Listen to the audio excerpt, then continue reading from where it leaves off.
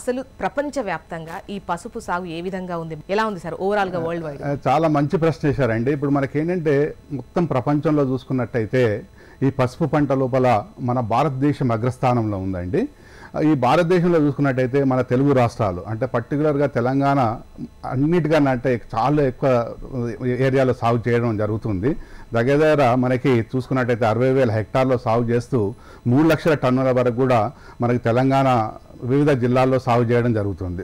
మనం తెలంగాణ జిల్లాలో చూసుకున్నట్టయితే మనకి నిర్మల్కెళ్ళి మొదలుకొని అంటే ఖానాపూర్, నిర్మల్కెళ్ళి మొదలుకొని ఆర్మూరు, మెట్పల్లి, అదే కాకుండా కొరుట్ల, అదే కాకుండా మనం వరంగల్ జిల్లాలకు వచ్చేసినట్టయితే కేసముద్రం ఏరియా కానివ్వండి, మనకి ఆంధ్ర ప్రాంతానికి వెళ్ళినట్టయితే దుగ్గిరాల ప్రాంతం కానివ్వండి, లేకపోతే కడప, ఇవన్నీ కూడా అంటే మనకి చాలా అంటే మనకి ఉభయ తెలుగు రాష్ట్రాలలో మనకు ఈ పసుపు పంట చాలా విస్తారంగా పండించడం జరుగుతుందండి.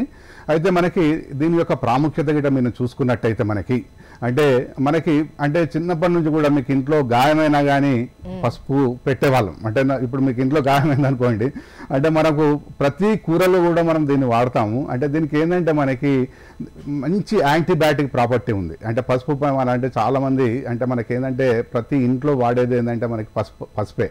అంటే మనకి ప్రతి కూరలో వేసుకునేది కూడా పసుపే. అంటే మనకి యాంటీబయాటిక్ ప్రాపర్టీ ఉంది, యాంటీ హీలింగ్ ప్రాపర్టీస్ ఉన్నాయి దీనికి. అంటే చాలా అంటే మనకి దీనికి ఔషధ గుణాలు చాలా ఉన్నాయండి. దీనికి ఔషధ గుణాలు చాలా ఉన్నాయి. అంటే అందుకొరకే దీనికి ఏంటంటే ప్రపంచం అంటే ఇప్పుడు ఇంకోటి ఏమవుతుందంటే మనకి ప్రపంచం లోపల కూడా అంటే నేచురల్ కలర్స్ డిమాండ్ పెరుగుతుందండి. ఈ నేచురల్ కలర్స్ మనకి అంటే ఈ పసుపు దాంట్లో మనకి ఏంటంటే పసుపులో మనకి ఏంటంటే ఈ పసుపు పచ్చదనం అంటే దాన్ని దేనితోటి వస్తుందంటే మన కర్కుమిన్ అనే దాంతో వస్తుంది. మనకి ఈ కర్కుమిన్ తోటి మనకి ఏంటంటే పసుపు పచ్చదనం అంటే నేచురల్ కలర్ డిమాండ్ పెరుగుతుంది. దాంతో మనకి ఏంటంటే ఈ పసుపు పంట కూడా వివిధమైనటువంటి గిరాకీ పెరుగుతుంది. కాబట్టి ఆరోగ్య ప్రయోజనాలే కాకుండా ఈ ఆర్గానిక్ కలర్స్ వాటి కోసం కూడా పసుపు చాలా మనకి ఆర్గానిక్ కలర్స్ కూడా చాలా మంచి ఇది డిమాండ్ వస్తుందండి ప్రపంచంగా చూసుకున్నట్టయితే. అందుకొరకు ఈ పసుపు పంట మనకి ఏంటంటే ప్రపంచంలో చూసినట్టయితే మన వైపు చూడాల్సిందేనండి. అంటే మొత్తానికి లాభాన్ని ఇచ్చే పంట, లాభాన్ని ఇచ్చే పంట అంటే చాలా. ఎందుకు అందుకు మనం చాలా సంవత్సరాల నుంచి కూడా చాలా మంది రైతులు పండిస్తున్నారు ఇది.